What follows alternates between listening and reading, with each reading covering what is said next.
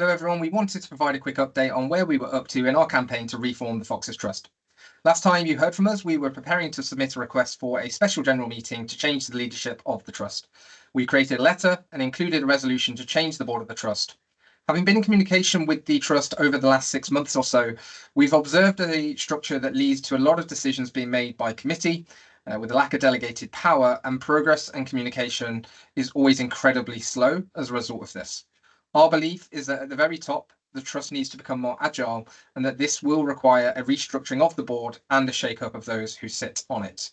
Our resolution was designed to enable us to co-opt new individuals onto board whilst complying with the Trust rules on the number of board members that are co-opted versus non-co-opted. Co-opted board members cannot represent currently more than 1/3 of the total number of board members. We had hoped that a special general meeting would allow us to achieve reform of the Trust in one process. Our letter, signed very quickly by the requisite 39 members, was submitted to the Trust on the 16th of September and acknowledged 5 days later on the 21st of September with a reply stating that the Trust was taking legal advice from the Football Supporters Association. It subsequently transpired via a meeting with the Trust on the 26th of September and a discussion with the Football Supporters Association lawyers this week that the rules of the Trust, created many years ago, do not allow for the removal of a board member by the current board for anything other than breaking the Trust rules.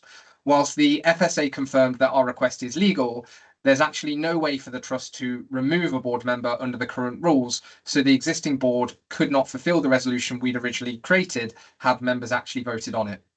This means that we now have to work towards changing the rules of the Trust in order to change the board to something that can work with greater speed and agility.